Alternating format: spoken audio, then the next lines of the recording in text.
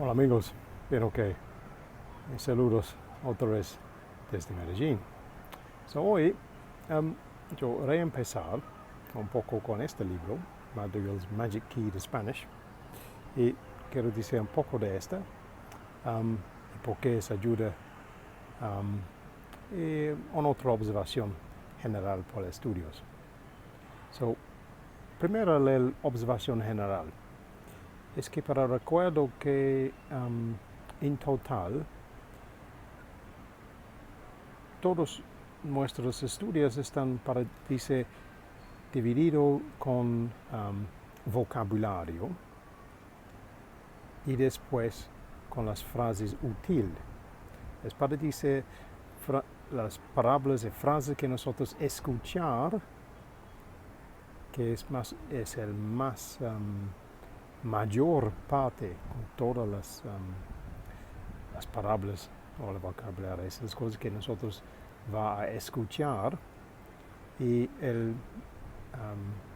más o menos el último 20% con las palabras son los que nosotros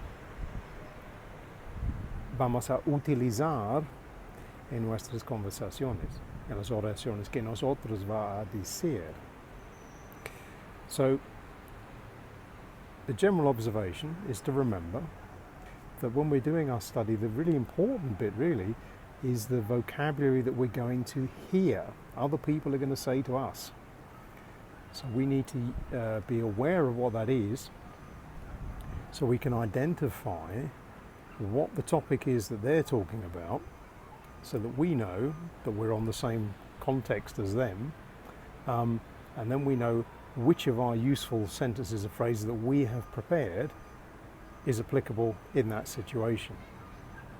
So really a large part of our job is getting good at listening to what the other people are saying, not so we have to be able to repeat everything they're saying. It's not that necessarily all of the words we're going to hear will be really useful to us. We've already predicted really in a lot of situations useful sentences that we can ask, either just to ask for more information from the other speaker, something like what do I need to do next, or how do I do that, or could you explain some more please, because then we get more information back, which again should help us to look for and prepare to hear a key word that will then bring us back into the context, and then we can use one of our other prepared phrases.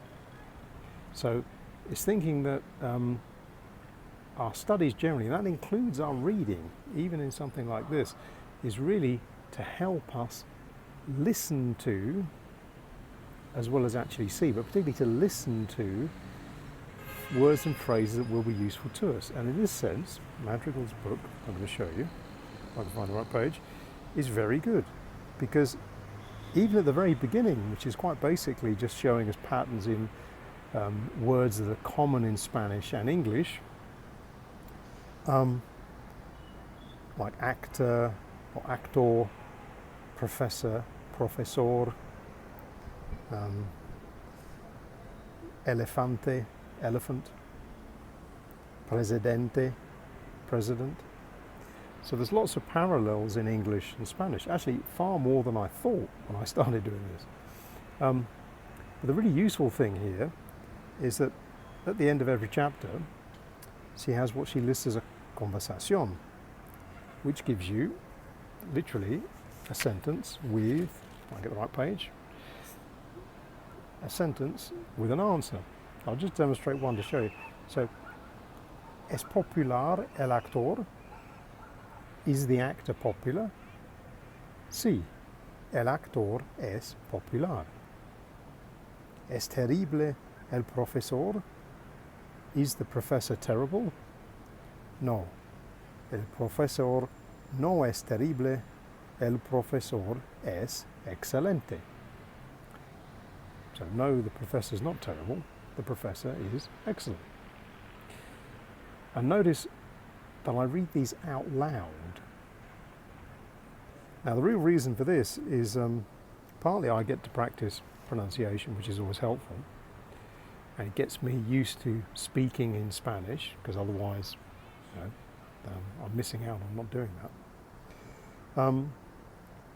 But the key thing as well is obviously I'm listening at the same time, so I get to listen to these new words. And the more of this that I come into contact with, either because of what I'm reading aloud, or again, if I'm preparing for particular conversations or particular situations I know I'm going to encounter soon, I can try and prepare for the type of vocabulary I'm likely to be hearing by looking for, well, podcasts particularly, or videos that are talking about that topic, but obviously for my case I'm looking at ones that are in Spanish, but you get the idea. So we look for short videos, podcasts, something like that, that we can listen to, ideally perhaps even put up the captions so you can watch the transcript to get some sense of what really they are saying, but listen to several times, because then you get native speakers of that language speaking quite normally on that particular topic. So then you're getting exposed to the words they will actually use. So when you are then in that similar situation, you're more familiar with the type of words that are commonly used by the normal speakers. And then it's going to be easier for you to listen for the key words you're looking for to lead into the questions perhaps that you're going to need to ask in that situation. So if we think back to the example I often give is, let's say we're at the airport. So it's a noisy environment anyway, lots of people speaking, but we know within the context of, let's say we're going to check in, we know they're going to ask us a few key questions. They might ask us some other things because maybe they just want to make conversation. Oh, where are you going on holiday? Is it your first time there? How are you? How was your trip to the airport? They might ask us things like that, but really the important questions are things like, do you have your boarding pass? Do you have your passport? How many bags do you have? Things like that. So we can prepare to be able to answer the important questions, and then we can be as familiar as we can with general vocabulary, which will allow us to listen for keywords, things like where are you going, or this is your holiday, did you pack this bag, things like that. So we're starting to listen for keywords, and then we can predict again, okay, if I hear these words, or that combination of phrases, I know they're asking me about this, so either I can ask a correcting question, or I can maybe answer by rephrasing their question to me, like repeating it back and then answering what I think I've understood, what I think I've heard. Or perhaps it's a proper word like, you know, I can hear they're asking me about my passport, so I can say my prepared sentence about, yes, here is my passport, and take it from there.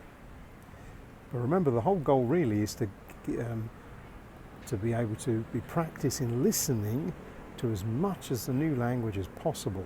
So we can do this, so we can accelerate it by not just reading silently to ourselves, but by reading out loud, because that's the quickest way to do it. And that means during that time we're also listening too. And then as well, in our quieter moments of the day when we're not doing too many other busy things, try and find something to listen to, ideally on a useful topic, but really anything works, just so we get used to the sounds of the language. So that's the tip for today. I hope you found that useful. Wherever you are, buona suerte. Hasta pronto. See you soon. Cheerio for now.